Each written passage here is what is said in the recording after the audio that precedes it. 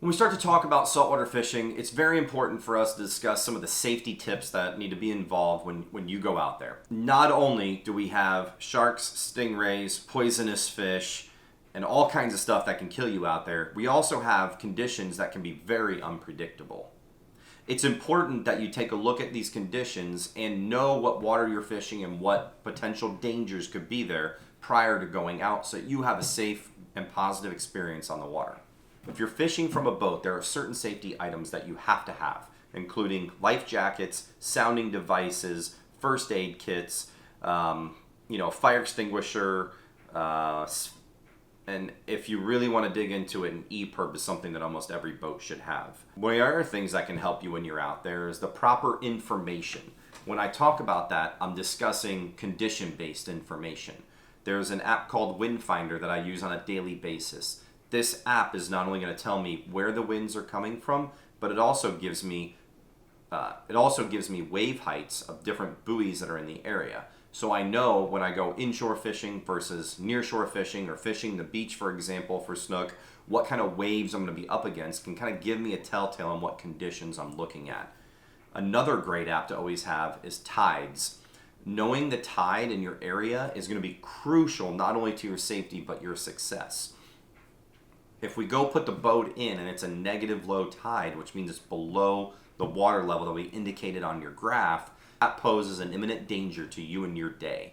And you need to understand the waterways where you're fishing. They might be stained water and dirty and you can't see the rocks that are underneath there.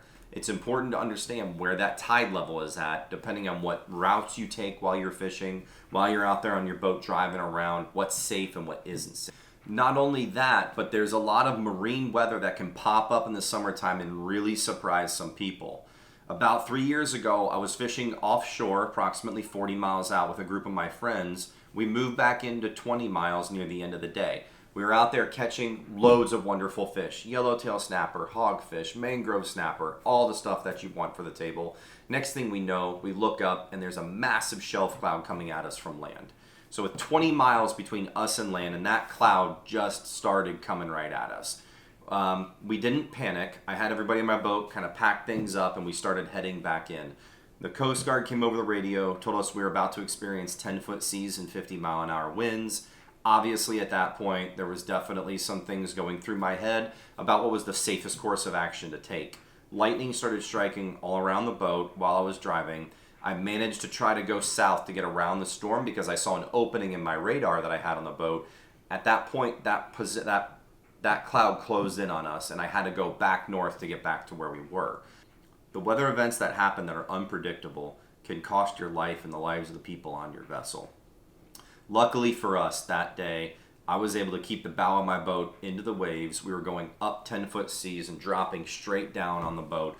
So many things broke that day. My bilge pump went out on us while we were out there in those 10-foot seas. My trolling motor broke off the fiberglass.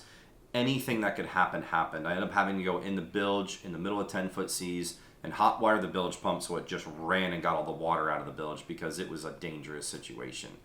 And things like that happen very quickly. And if you're not prepared to keep a level head and take care of the situation at hand, we would have drowned that day. Not drowned. We would have capsized our vessel that day.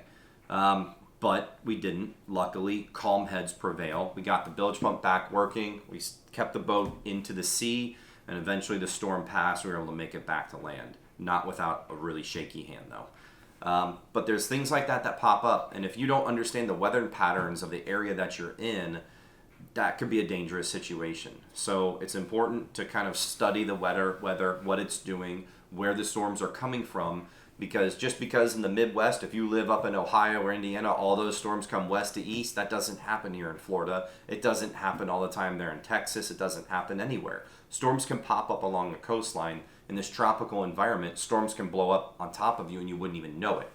There was a day approximately 7 years ago, my father-in-law and I were out fishing, and we were about to go out the pass now down near Boca Grande, and I was like, something doesn't feel right now. I think we're going to turn the boat around and go back. We hit the pass, and it went from dead calm to 3 to 4 foot seas. I said, this isn't right. We need to go back. So we spun the boat around in between waves at the bottom of a wave, ended up making the turn successfully and came back in. But with that, A tropical storm popped up that afternoon, and there was no call for that on any weather service indication. Nowhere on the internet, nowhere on the TV were they talking about the possibility of a tropical storm. But I'll tell you what, one sure as hell popped up right over top of us. Not all the time is it worth it for you to go out and risk everything on questionable conditions. There's always going to be a better day. So take that with a grain of salt, make smart decisions while you're out there, and just understand that the ocean is a very, very powerful force and that we need to respect it, because if you don't, that's the first mistake that you've made. With all the information that's out there on the internet, some of the safety requirements for your area might seem a little confusing. One of the recommendations I would give is to call your local police department or your local Coast Guard, have them come give your vessel a safety inspection.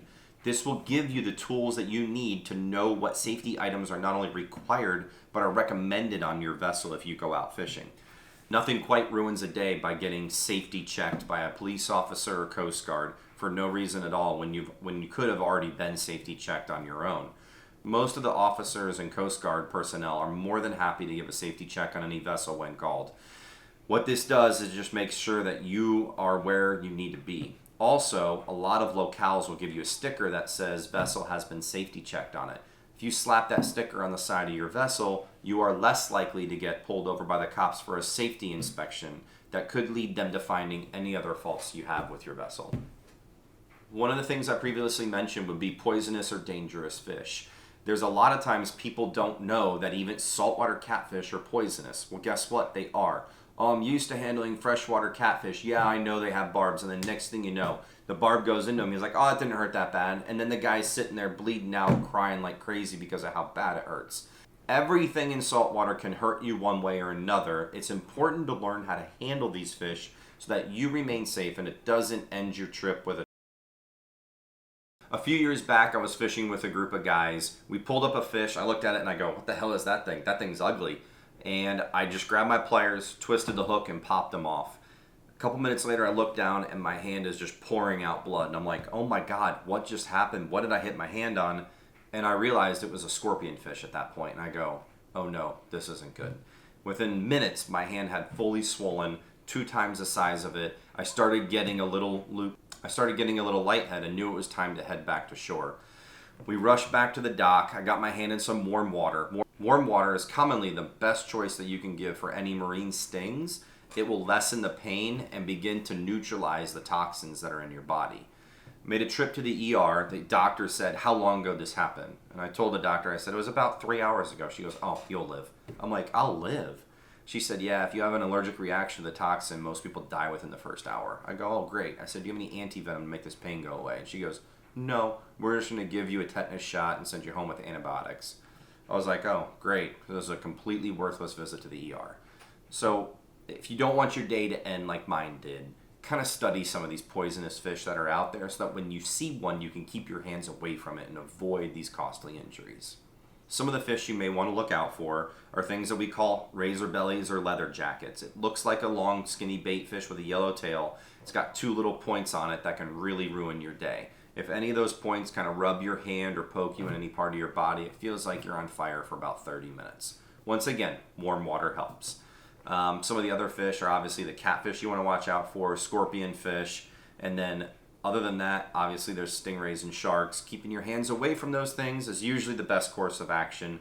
Obviously, we want you to get the hooks out of them, so there's different ways that we can handle those fish to keep you safe. One of the best tools you can get is a de-hooker, like this Baker de-hooker. This is a tool that I keep on my boat at all times, and it keeps my hands away from these dangerous fish, but allows me to get the hooks out in a safe and effective manner. Works on sharks, scorpionfish, catfish, and anything else that you may be in contact with. So I recommend you picking one of these up. Here's a link where you can grab one. I'd like to thank you for watching this section of Saltwater Fishing University. Join us in the next one where we'll talk more about fishing and how you can boat more fish. I'm Captain Phil for Saltwater Fishing University. Have a great day.